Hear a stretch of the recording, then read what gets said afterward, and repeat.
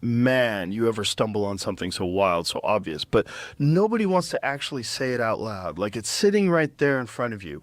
But the second you bring it up, people get weird. They change the subject. They look at you like you're some kind of lunatic. And that's exactly what we're diving into right now, because this is one of those topics that makes people super uncomfortable.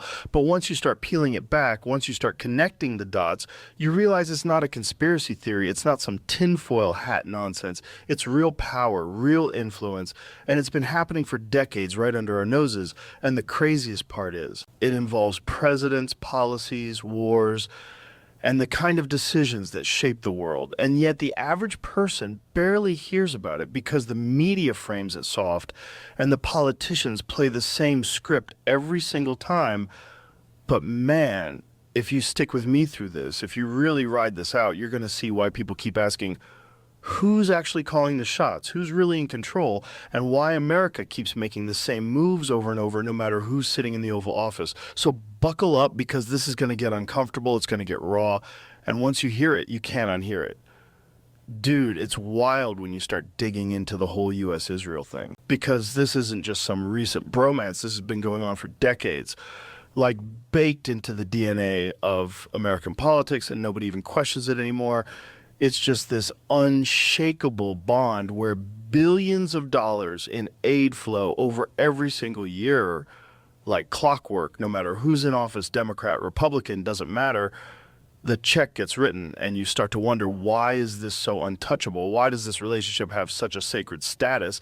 And then you look at the military side of it, and it's even crazier, because the U.S. gives Israel some of the most advanced weapons tech, the kind of gear that's cutting edge, stuff other allies don't even get. And in return, Israel acts as this sort of extension of American power in the Middle East, like a forward operating base that just happens to be its own country. And politically, man, it's like every president has to show loyalty, like it's a rite of passage. They visit Israel, they reaffirm support, they make big public statements. And sometimes they even risk global backlash just to prove they're in lockstep. Like when the embassy got moved to Jerusalem, that wasn't just symbolic. That was a statement to the whole world that the U.S. was willing to break the usual rules for Israel. And what blows my mind is how normalized it is. Like if you even question it, if you ask, hey, why is this relationship so strong? Why do we give them so much? People look at you like you're crazy. But the truth is, this has been going on since the late 1940s. After Israel was established, and every administration since has doubled down. And it's this weird mix of historical guilt, geopolitical strategy, religious influence, and straight-up lobbying muscle that keeps the whole machine going. Man, when you start looking at lobbying power in America, especially when it comes to Israel, it's like pulling on a thread that never ends, because groups like AIPAC, the American Israel Public Affairs Committee, they're not just some small-time lobbyists trying to get a law passed. They're one of the most powerful, well-funded, and deeply connected organizations in Washington. And their influence is insane. It's like a shadow system where politicians know that if they play nice, they'll get the money, the support, the endorsements. And if they don't, if they even think about stepping out of line, they risk being politically nuked. Like their careers can just vanish overnight. And the crazy part is that this isn't hidden. It's not like some backroom conspiracy. It's right there in the open. They host these massive conferences where senators and congressmen line up like they're auditioning for a role, giving speeches about how much they love Israel, how committed they are. And they do this because they know the lobby has the ability to flood campaign coffers with millions, and not just directly, but through a network of donors, PACs, and influence channels. And this trickles down into actual policy, like foreign aid packages, arms deals, and even how America votes at the UN. Because you'll notice every time there's a resolution critical of Israel, the U.S. either vetoes it or waters it down.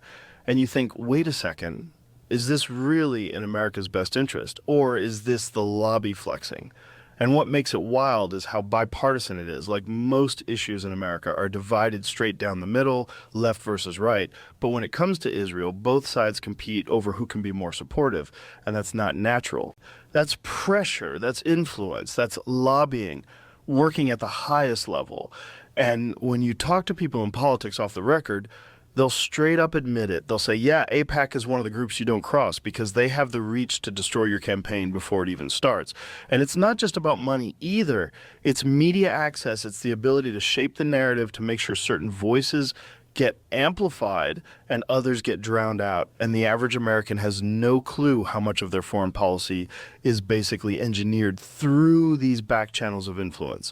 It's kind of nuts when you start thinking about how U.S. foreign policy just always seems to line up with Israel, no matter who's in the White House. Like, presidents come and go, policies change on everything else. Healthcare, taxes, climate, whatever. But when it comes to Israel, it's like this unshakable constant. And the wild part is, even when the American public is critical, when there are protests, when people are questioning why billions are being sent overseas while folks at home are struggling, the government doesn't budge. Presidents keep doubling down. They keep reaffirming the bond. And it's not just lip service. It's actual decisions like military aid packages, weapons deals, and backing Israel at the UN when the rest of the world is voting the other way. And you look at history and see this over and over, like Reagan, Clinton, Bush, Obama, Trump, Biden, different parties, different styles, but all of them sticking with the same playbook. And that's crazy when you think about how divided America is on literally everything else. Like, Americans can't agree on masks, on healthcare, on gun rights. But somehow the one thing every administration agrees on is unconditional support for Israel. And that makes you wonder, is this really about strategy? Is it about religion? Is it about lobbying? Or is it just tradition at this point? Because even when public opinion polls show Americans are split or even leaning against certain actions, the White House still comes out with full-throated support. And it's almost like the presidency has this unwritten rule, like, if you want to survive politically, if you want to keep the machine on your side, you don't cross Israel. And that's why foreign policy alignment here doesn't feel organic. It feels programmed, like part of the package deal of being president of the United States. Man, Trump's time in office was wild for a lot of reasons, but when it comes to Israel, he made moves that were so bold and so disruptive that it kind of shook the whole international stage, like the embassy shift to Jerusalem.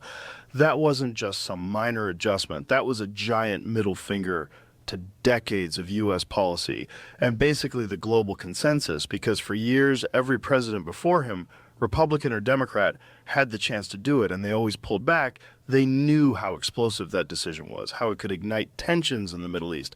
But Trump, he just went for it, straight up saying, nope, we're doing it. And it was like, boom, suddenly the U.S. was the first major country to officially recognize Jerusalem as Israel's capital.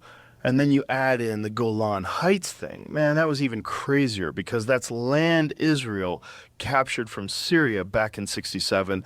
And the whole world still debates whether Israel should even have it. But Trump came out and said, yeah, we're recognizing it as Israeli territory, just like that, like signing a piece of paper and completely changing the dynamic. And people forget how massive that was because no U.S. president had ever gone that far. And here's the thing. A lot of Americans didn't even fully understand the weight of those moves. But in the Middle East, it was like a bomb going off politically. Leaders were furious, protests erupted. And yet in Israel, Trump was celebrated like a hero. They even named a settlement after him. And that tells you everything, because those decisions weren't just foreign policy tweaks. They were game changers that signaled to the whole world that Trump wasn't just friendly with Israel. He was all in, ride or die, no hesitation. And whether you loved it or hated it, that era showed how much one president could shift the balance with just a couple of bold calls. Here's the thing that really gets me, man. When you talk about America's relationship with Israel, you always run into this question that nobody seems to want to answer straight. Is all this support just loyalty? Is it a political strategy, or is there something deeper going on? Because on the surface, you could say, yeah, Israel's an ally. We share intel. We share tech. We've got common enemies in the Middle East. So, of course, there's loyalty. But then you dig a little and it feels more like politics, like presidents and senators lining up to prove how pro-Israel they are, because they know it plays well with certain voters and, more importantly, with certain donors. And that's where the strategy part kicks in. It's not always about global security. Sometimes it's about campaign survival. And then you keep peeling that onion and you start to wonder if there's something deeper, like historical guilt from World War II or religious influence from the evangelical base that sees Israel as part of some biblical prophecy, or even the raw pressure from lobby groups that make sure America never even thinks about walking away. And that's where it gets murky. Because if it was just loyalty, fine, allies back each other. If it was just strategy. Okay, politics is a dirty game. But when you feel all these different layers stacking together, guilt, religion, money, power, it starts to look less like a friendship and more like a grip, like this hold that's bigger than any one explanation. And it's weird because the second you bring it up, people get uncomfortable. They'll say you're overthinking it. But man, when you step back and look at the pattern across decades, every president, every administration, same moves, same support, no matter what the public thinks, you can't help but ask who's really calling the shots. Man, the media side of this whole thing is where it really starts to mess with your head, because you notice every time something major goes down involving Israel, the coverage feels careful, like mainstream outlets walk on eggshells. They'll report the facts, but the framing is always softened. The language is different, like instead of calling out bombings or civilian casualties in blunt terms, they'll use phrases like conflict or clashes that almost downplay what's happening, and you can't help but wonder, why is that? Because when other countries do similar stuff, the media is ruthless. They'll call it out as aggression. They'll use harsh words. They'll run endless panels tearing leaders apart. But with Israel, it's like there's this invisible line they don't want to cross. And the crazy part is, if a journalist or a celebrity does cross it, if they criticize Israel too hard, suddenly they're in hot water, their jobs are on the line, sponsors back off, and you start seeing these retractions and apologies come out, which tells you the pressure isn't just political, it's cultural, it's built into the media machine. And that creates this narrative control where the average person watching TV or reading headlines never really gets the full picture. They get a filtered version that keeps Israel from being painted in too negative a light. And it's wild because the internet has kind of blown the doors off that. People can now see raw footage on social media. They can hear voices from the ground that don't match what CNN or Fox is saying. And that disconnect makes people ask, why are the big outlets so careful? Who are they protecting? And when you put it all together, it starts to feel like the media isn't just reporting the story, they're managing it, shaping the narrative so the conversation never goes too far in the wrong direction. What's really wild about all this is how the whole U.S. Israel thing bleeds into American politics at home and creates this insane division among regular people. Like, you'll see protests in major cities where one side is waving Israeli flags and shouting about protecting an ally, and the other side is holding up Palestinian flags talking about human rights. And you realize this isn't just some foreign policy issue. It's become a culture war topic inside America. And that's where it gets tricky, because suddenly you've got Americans fighting each other over a conflict that's thousands of miles away.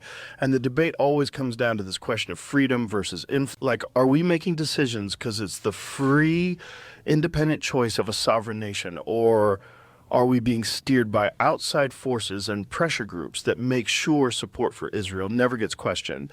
And you see that in Congress too, man. Like, anytime someone even hints at criticizing Israel, the blowback is instant. They're accused of being anti-this or anti-that, and their whole career gets put on the line. And meanwhile, regular citizens are looking around saying, wait a second, why can't we even debate this openly? Why does it feel like a forbidden topic in the land of free speech?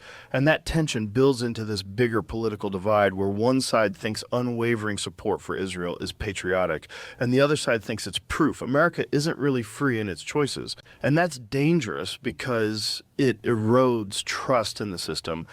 It makes people feel like the government's priorities don't match the people's. And once you hit that point where citizens believe outside influence is stronger than their own voice, man, that's when democracy starts to feel like a show instead of something real. When you zoom out and look at the bigger picture of this whole U.S.-Israel relationship, it raises this massive question about America's actual independence and what it means for the future of foreign relations. Because if one country has this much pull over decision-making, over policy, over where the money and military support goes, then you have to ask, is America really acting on its own interests? Or is it constantly adjusting its moves to fit someone else's agenda? And that's not just a short-term thing, that's a generational ripple. Because other countries are watching this too. They see how the U.S. bends over backwards for Israel. And they start calculating, like if you're Russia, China, even European allies, you're thinking, okay, America preaches democracy and sovereignty, but clearly has a blind spot here. And that undercuts credibility on the world stage. It makes it harder to negotiate, harder to play the role of neutral peacekeeper. And inside America, it makes people question what independence even means. Like if we can't break from this one alliance, or at least debate it openly, then are we really steering our own ship? And the future part is scary. Because as global politics shift, as new power blocks form, the U.S. might find itself stuck defending decisions that don't line up with the bigger picture of American security or prosperity, just because it's locked into this pattern of automatic support. And man, that's the kind of thing that could backfire down the road. It could alienate allies, it could spark more enemies, and it could trap America in conflicts that aren't even its own. All because the idea of independence has been blurred by influence. And once you lose that, the whole game of foreign relations changes. So look, man, at the end of the day, what this whole thing shows you is that the U.S. Israel relationship isn't just politics. It's not just about being allies or sharing intel. It's way deeper. It's money, it's lobbying, it's media, it's religion, it's history, and it's influence that runs so strong. You start questioning if America is truly making its own choices, or if somebody else has their hand on the wheel, and that's the uncomfortable part nobody wants to talk about. Because the second you bring it up, people get nervous, they start throwing labels. But the truth is, if you can't ask these questions, if you can't challenge the system, then what's the point of calling this a free country? And I'm not saying I've got all the answers. I'm just saying we need to be honest. We need to be real about the patterns we keep seeing. Because if we don't, then the future of American independence and credibility is at risk. And that's not some conspiracy. That's just connecting dots that are right there in front of all of us. So, yeah, maybe the bigger message here is stay curious, keep questioning. Don't just take the headline version of reality. Dig deeper, even when it makes people uncomfortable, because that's how you get closer to the truth. And if you're willing to do that, if you're willing to think for yourself, then good luck, man. You're already ahead of most people. And thank you for even listening. Thank you for caring enough to explore the stuff nobody else wants to touch. That's how change starts, one uncomfortable conversation at a time.